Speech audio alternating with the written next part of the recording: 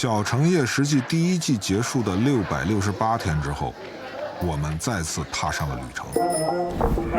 今儿晚上再大干一场。能去人家吃海鲜吗？给钱那种吃。我也不是特别饿，来这儿就是为了看看，不是来吃饭的。那你来就来吧，还拿着饼。对，客套了一点说尝尝，你看你真炖急了。猪有啊？也有啊。太不好意思了，哎呀！你一会儿给我来一个吧，好吧，我都尝一尝。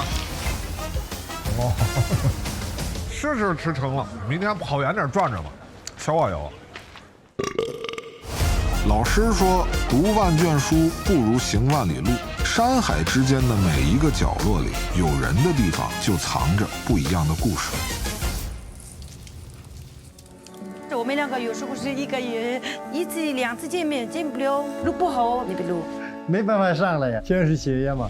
我家几个人要吃饭了，不得了，拼命干还得。还2个闺女吧？3个儿，3个儿2个闺女啊。生活总是无常的，生命却总是有序的。有的人炒了1万只鸡，终于体悟了生活的真谛；有的人炖了10万条鱼，一转身日子却变了。很累啊，我们干我们这个凌晨3点半下班，5点开始睡觉，到9点钟炒到晚上才结束。做多久了10年吧，也就是25年左右。今年21年了。时光面前的无奈会变成坚强，生活之中的侥幸会变成幸福。什么是幸福？咱在这儿睡得还香，是不是啊？多得劲儿啊！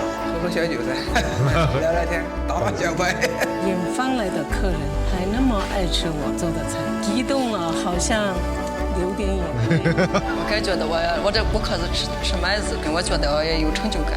这就是咱们在这干的坚强的后盾。当坚韧与汗水在脸上凝结成笑容，睁开眼睛会看到我们生活在一个怎样的国度里。这是一首歌，一幅画，属于你和我，属于每一个生而平凡又自强不息的灵魂。这是我们对这片土地献上的一首朴素的小情歌。